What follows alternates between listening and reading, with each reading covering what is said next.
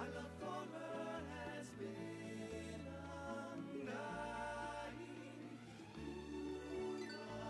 Kuamana, kukuhome ilana, menapua laona ona, kukuhome ialoha ia.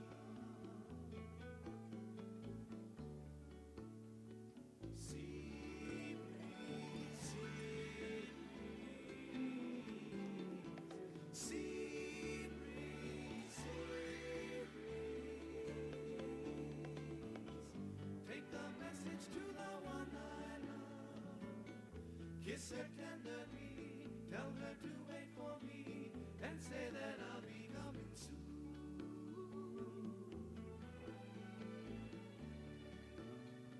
Sea breeze, sea breeze, sea breeze, sea breeze. Tell her that I'll be coming soon. Tell her that I'll be coming soon.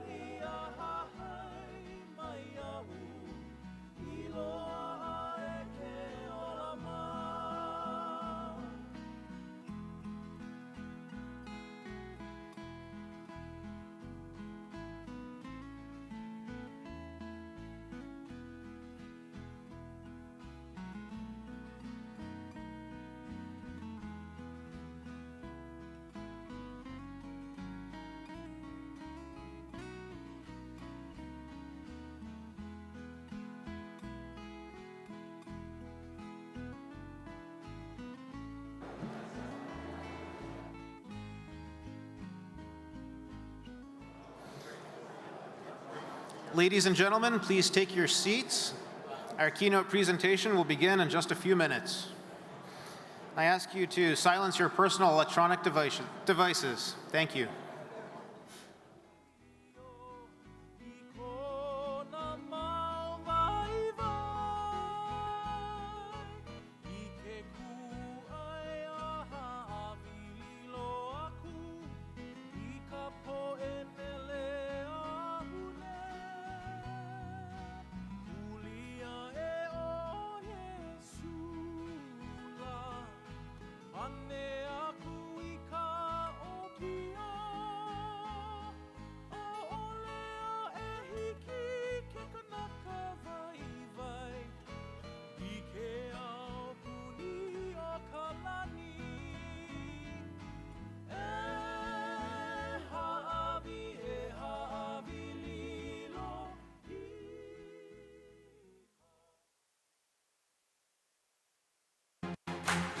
This is a story of alignment, where mission and solution converge, where our government, our healthcare, and our security reach total agency alignment at their digital core. Transformative solutions with cloud-enabled, data-driven, and AI-differentiated processes to realize mission impact faster. More meaningful modernization, so agencies can navigate change with confidence and security. More data-driven decisions through cutting-edge capabilities and leading-edge expertise.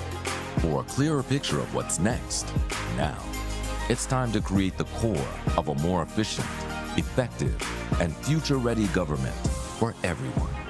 Kentro, at the core of more. Ladies and gentlemen, welcome to this afternoon's AFCEA Hawaii and International TechNet Indo-Pacific keynote presentation.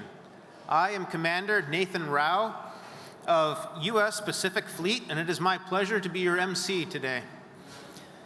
As a courtesy to our guests and fellow professionals, we request that you silence your personal electronic devices. And I would like to ask our supporting partner, Kentro, presented by Mr. Paul Doyle, Senior Vice President of National Security, to come up on stage.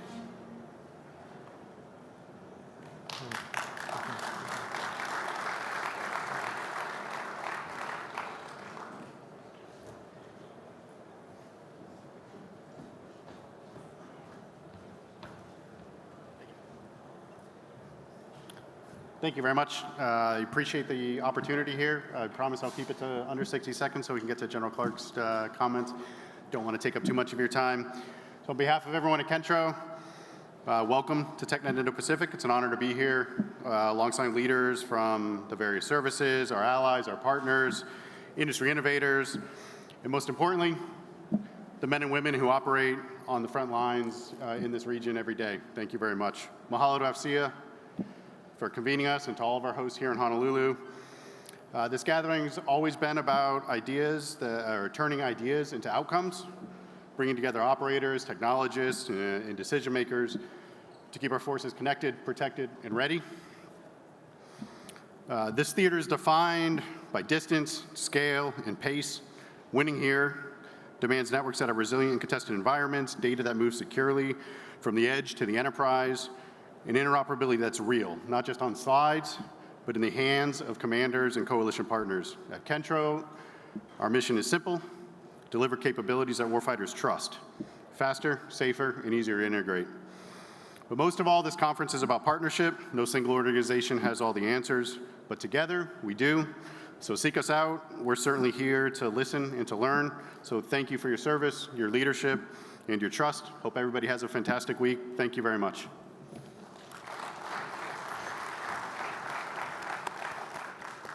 Thank you, Mr. Doyle.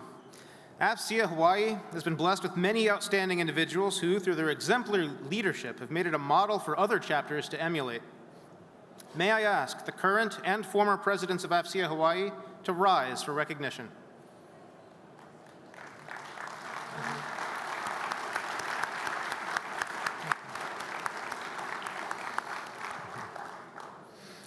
I would now like to ask Dick Palmieri, President, AFCEA Hawaii, and Mr. Erwin Sinanko, Senior Director for Consumer Sales, Verizon, to come on stage.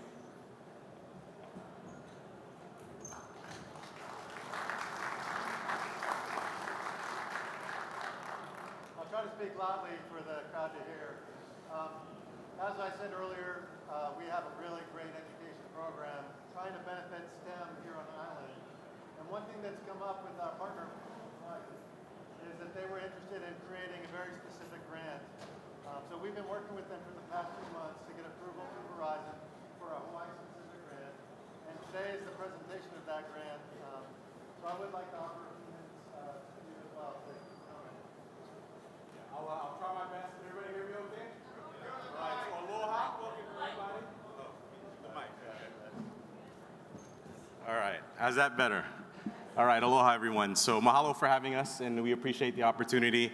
As you just heard from supporting the community and the things that we do as a wireless carrier, we thought it was important to align with one of our partners that we obviously are always here as a participant with this event, but we thought it was important for us to be able to take it to a different level and supporting the amazing work that AFCEA Hawaii does for our local communities. And one of those things obviously is focusing on STEM education to create our future technologists and engineers and folks that are going to help lead the way in the future when it comes to cybersecurity and all the things that the folks in this room handle on a daily basis. So again, just thank you from Verizon Wireless, allowing us to be here and partner. And again, we'll continue to have more conversations in the future as we feel very proud about this opportunity to support our community here in Hawaii. So thank you very much.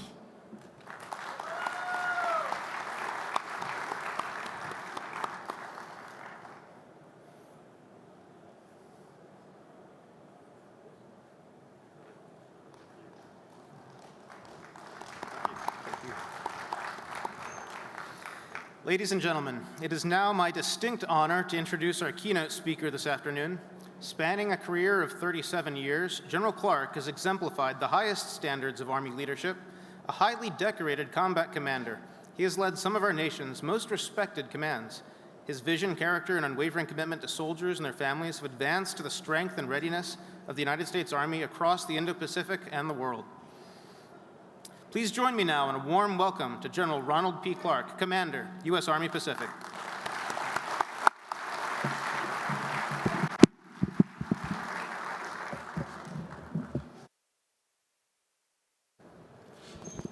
I normally have walk-up music, but I got it. It's budget cuts and laughs and appropriation. Aloha! Aloha! Good afternoon, ladies and gentlemen. It's my privilege to be here with you today for AFCEA TechNet, a forum that truly embodies the spirit of collaboration and innovation in our dynamic, ever-evolving technical environment.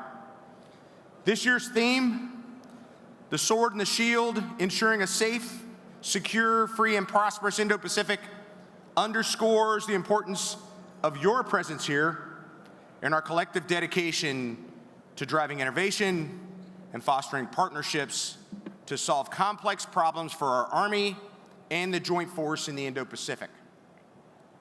In a world where technology advances at a breathtaking pace, it is imperative that we not only encourage, but embrace innovation. So today, I am very excited to be with you to share our enduring commitment to transformation and how your efforts are critical to helping us to address our challenges faster in the evolving character of warfare. AFCEA TechNet is a great opportunity for us to work together. Work together towards success on the battlefields of today and tomorrow. And I believe that by working together, our collective leadership, expertise, and commitment will ensure that our soldiers are as lethal, resilient, and ready for the close, personal, brutal nature of combat in this region. So when we think about the Indo-Pacific, we envision vast and diverse terrain, from dense jungles to coral atolls, from frozen Arctic tundra to tropical archipelagos, from coastal plains to the most majestic and massive mountain ranges on the planet. This region encompasses 52% of the Earth's surface, 25% of the Earth's land area. Roughly 4 billion people inhabit this region, 60% of the world's population. 5 of the world's largest militaries, 7 of the 10 largest armies in the world.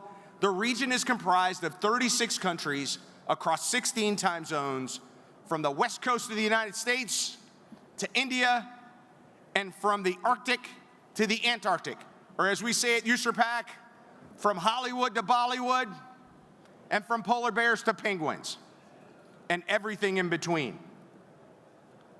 The Indo-Pacific represents a unique and complex set of challenges. The operational realities of maintaining readiness, projecting power, fighting forward on and from the land, while sustaining the joint force across vast distances, is the reality of this theater, and we call it the tyranny of distance.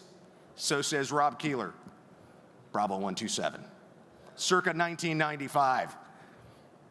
To put this in perspective, the distance from Hawaii to the Philippines is roughly 5,300 miles. And that's about the same distance from New York to Berlin and back.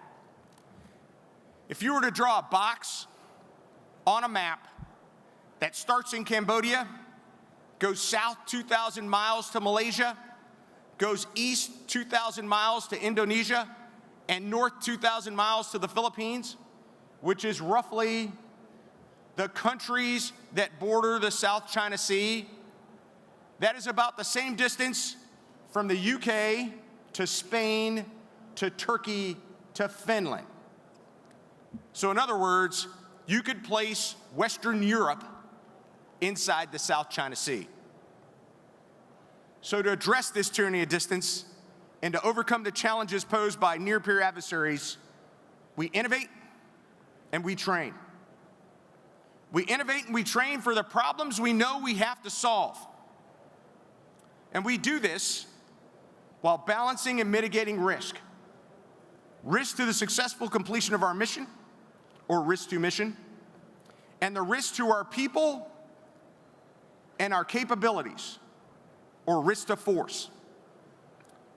However, in my opinion, the greatest risk that we face day to day in this region is the risk that in this tech-enabled, data-centric, lethal environment that requires us to have positional advantage in competition, crisis, and conflict, the greatest risk is risk to inaction. That's the risk of being late to understand, late to need, out of position, just plain not doing enough, fast enough, or even worse, doing nothing at all. This is why AFCEA TechNet matters. This is why we have to go from this conference and beyond to adapt and innovate to meet the moment, if we're going to live up to the conference's motto and theme of ensuring a secure and free, prosperous Indo-Pacific. We overcome the tyranny of distance through 3 priorities at USERPAC. Our first priority is our people. We work through this through our persistent presence forward, and we campaign. We define that as a series of deliberately planned and meticulously executed operations, activities, and investments with our allies and partners to build readiness and lethality across this region. And those priorities are our people, our partnerships, and our efforts to prevail in competition, crisis, and conflict. Our first priority are people. We are a people-centric service and a people-centric force in the Army. People are our most critical resource. Our soldiers are technologically adept, curious by nature, and they thrive on innovation and experimentation. They enjoy hands-on experiential learning. and they love it when we have new tech and new equipment. So they can take it, shake it, and break it. And if you want to know who those kids are, not kids, but young adult professionals are all sitting at this table right over here. So as leaders, we have to become comfortable with failing fast, iterating quickly, and developing better solutions tailored to their needs in modern combat. Much like AFCEA, in addition to our soldiers' ingenuity and adaptability that drive innovation, we're also committed to collaboration with young academic innovators. USERPAC hosts an internship and fellowship program in partnership with the University of Hawaii and with Chaminade University. Our interns contribute to STEM, to AI and machine learning, and to data-centric projects to deliver real solutions to our theater Army's challenges through cutting-edge research and innovation. Our second priority is our partnerships. Our partnerships with the Joint Force, industry, academia, our allies and partners in an effort to accelerate progress and deliver cutting-edge solutions are our asymmetric advantage in the Indo-Pacific. We enjoy transformational relationships that underscore the necessity to remain interoperable so that we train with our allies and partners to ensure human, procedural, and technical interoperability, to make sure we have seamless ability to shoot, move, communicate, medicate, fight, and win in contested environments over complex terrain at great distances. And we have to modernize together. We cannot outpace our allies and partners. So we modernize together. We train together in 39 separate exercises in the Indo-Pacific with 53 partner nations every year. We train and transform together. We're doing it today as we prepare for our Joint Pacific Multinational Readiness Center rotation on Oahu and on the island of Hawaii. We also conduct these rotations in Alaska, the Pacific Northwest, and in countries across the region. Here in Hawaii, our 25th Infantry Division, Tropic Lightning, is one of the Army's first 2 divisions to transform in contact. They're testing new capabilities to make our soldiers more lethal, survivable, and adaptable. In fact, today, and not to have anybody leave TechNet, the 25th ID is conducting an experimentation expo up at Schofield Barracks in advance of the JPMRC rotation, where they will test 16 new formations and conduct 39 experiments in tactical environments over the next 2 weeks. Our third priority, and one we cannot miss, is to prevail. We have no choice. The cost of failure is just too high. To prevail, the Army is transforming to meet the demands in this dynamic theater, and USERPAC is committed to the concept that we call continuous transformation. Combat is, has been, and always will be a violent human endeavor. Therefore, we must ensure that our soldiers in our formations have the ability to see first, sense first, strike first, and protect always. With this in mind, our Army leaders and soldiers at all echelons live a culture of innovation, experimentation, and are adapting to lead change on the modern battlefield. So in the past year, we've conducted multiple signature events, not just in the Army, but in the Joint Force, that are focused on solving complex challenges in the Indo-Pacific. Earlier this year, Admiral Paparo, the commander of U.S. Indo-Pacific Command, hosted an artificial intelligence summit where he brought together our component commanders and leaders from the tech industry from around the world. The Secretary of the Army and the Chief of Staff of the Army, a month and a half ago, hosted an artificial intelligence tabletop exercise with us in the Pentagon where industry and tech CEOs from across the country focused on the Army's unique challenges in the Indo-Pacific. We shared in hosting Project Convergence 5 Bravo here in the theater across multiple combatant commands with great participation from the Joint Force and multinational allies and partners, more than we've ever seen before. And the task to innovate, although daunting for the Army, who, if you weren't sure about this, is large. In fact, the Army is the third largest company in the United States of America, behind only Amazon and Walmart.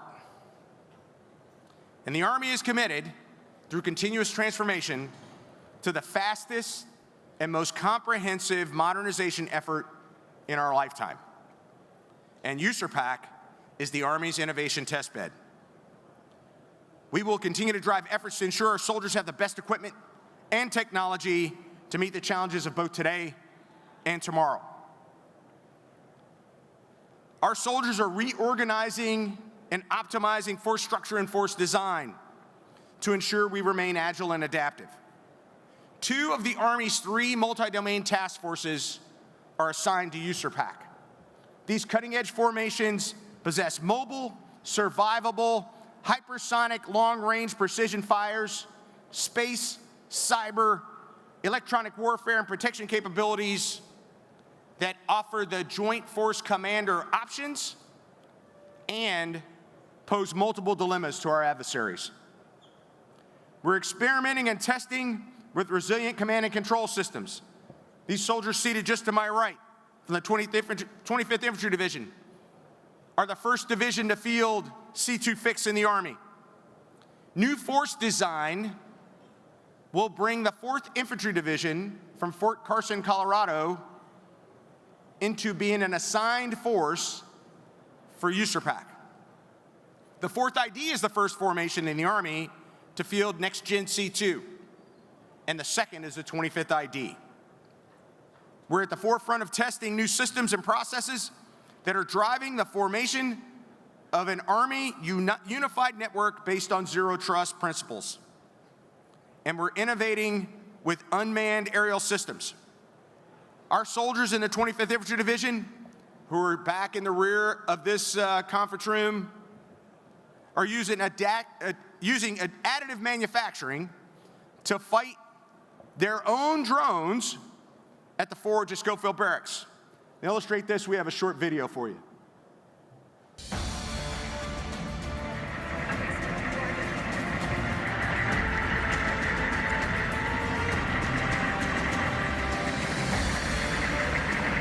I'm Captain David Velasquez. I'm the multi-purpose company commander in 227 Infantry, 3rd Bomber Brigade, 25th Infantry Division. So today we're here to do an FPV live fire exercise. We have our C-100 team. They're going to launch their C-100 drone, and they're going to be the aerial reconnaissance team, the hunter team that's going to provide the target package data. They're going to give that data to our killer team at a separate location, who will then receive that data, launch their FPV drone, and put effects on target. The C-100 team would then provide the BDA to that team to confirm that they actually did destroy the intended target. Our Lightning Labs team has fabricated a drone that we're calling the Kestrel drone, and in partnership with the EOD team, they've developed a detonation system for that drone so that we can go ahead and put lethal effects on target, completely built in-house here in 25th ID. Also extremely grateful to the soldiers who are extremely motivated, and they want to get out here and be proficient on their systems, test that they really do work, and that they can put lethal effects on target right now. 101, pan to target area, let's do send target package, acknowledge. Roger, confirm good hit, BDA as follows.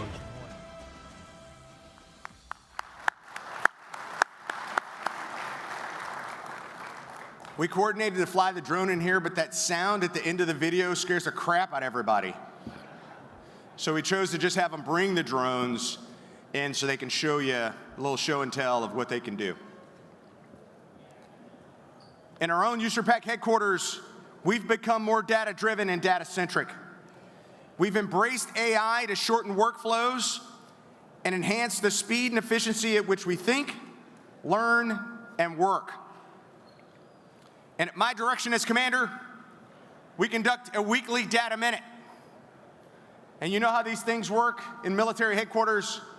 If the commander finds it interesting, everyone else finds it fascinating. So the data minute is a hit in our headquarters, and we have it before every theater commander's update brief. In conclusion, I'd like to challenge you with a call to action. Our Army is leading change on the modern battlefield, but we cannot do it alone. We must continue to work together in partnership with industry and academia to accelerate innovation and transformation. Your continued pursuit of cutting-edge solutions to address our challenges cannot be understated. As we do this together, we cannot forget that our transformation efforts are not just about technology. They're about people. Our soldiers, our civilians, our family members who must remain at the core of everything we do. We must ensure that our soldiers who are forward on the battlefield are fit, experts in their field craft, and outfitted with the right kit to win in any environment. And ultimately, our efforts to transform are intended to deter, to prevent war, to prevail without fighting. Deterrence is our highest duty and the cornerstone of our strategy in the Indo-Pacific of peace through strength and partnerships. For those of us that have worn the cloth of the nation and those who love them, we know that the cost of failure is too damn high. And we owe it to our soldiers and their families and our allies and our partners and their nations and our own to be prepared for any challenge and to meet TechNet's goal of a secure, free, and prosperous Indo-Pacific. Mahalo for your time today. It's been my honor to spend these moments with you. One team, this will defend.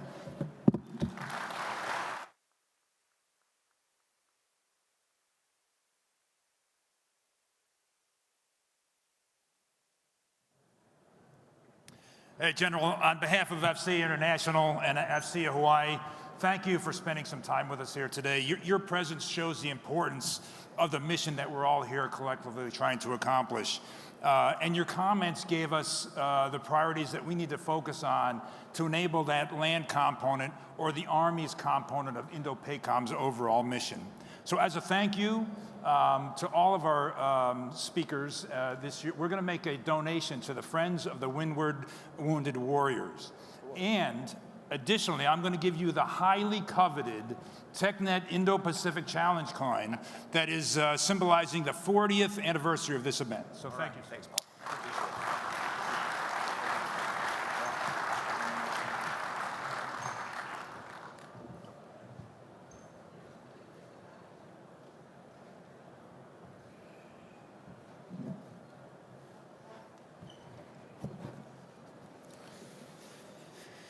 Thank you, General, for that informative presentation. And before we depart, I'd like to encourage you all to download the TechNet Indo-Pacific 2025 app, which will be listing all of the events during the conference. Let me also note that until 5 p.m. today, Worldwide Technology will be providing parking validation at booth 1307 on the exhibit floor. Thank you, WWT. At 1:45 p.m., we will be presenting our industry panel, AI at the Edge, Operationalizing Artificial Intelligence in the Indo-Pacific Theater, here in Ballroom 3. All are encouraged to attend. And at 3:15 p.m., our J2 panel, The Evolving Indo-Pacific Security Environment, is also going to be held right here in Ballroom 3. Lastly, there will be an AFCEA networking reception on the exhibit floor at 4 p.m. today. Thank you for attending.